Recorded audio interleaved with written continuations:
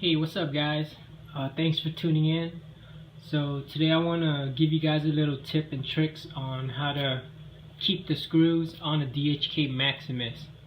Alright, so I found out that the JLB Cheetah screws from the wheelie bar right here actually fits the DHK Maximus. And what I did was I basically took it off and I put it right there. So the screw from this wheelie bar right here fits the lower A-arm right here, or the wheel hub. And I used blue Loctite and it actually stayed. I ran it a few times and I checked it, it actually stayed. So if you guys have a JLB Cheetah, I know that most people with their JLB Cheetah, after they crash it and stuff, they'll lose the wheelie bar.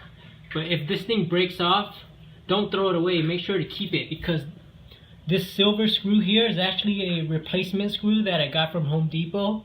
And instead of using it on the DHK Maximus, because I've tried it already before and it kept falling off even with Loctite, I decided to try it out with the wheelie bar screw, and it actually stayed. So that's my tip for you guys. Hopefully that helps. And you know, with this screw over here, you don't really need this. So you could actually replace this with the Home Depot screw and use this screw here for the DHK Maximus here, and it fits perfectly, like perfect, and it stays with blue Loctite. And yeah, right now I'm really satisfied with that because the screw still stays, it's not coming off. But the only problem that I'm having with the DHK Maximus now is this suspension screw right here in the front. So this screw right here that holds down the this pivot or this end link, that thing always comes off after every run. It'll like make its way out, it'll slip out a little, and then I would always have to screw it back in, and that's kind of it's kind of annoying when that happens. But at least I know that these screws down here are not coming off anymore, thanks to the JLB Cheetah. So if you guys own a JLB Cheetah and a DHK Maximus, just know that this screw here will fit this lower wheel hub, or this lower wheel joint that holds the whole hub in place. And yeah, that's basically my tip for you guys.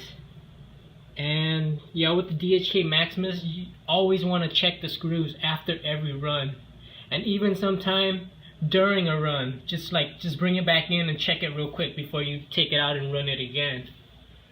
And yep, so far so good. Another tip that I want to show you guys is that these screws up here, even in the back, right here and then right here, these screws are the same as the cooling fan screws. And with the cooling fan, this cooling fan really sucks.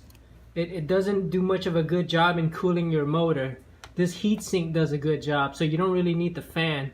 And on top of that, the fan, it actually actually drains the power faster from your battery than without it. So I get a little bit more runtime without the fan than with the fan.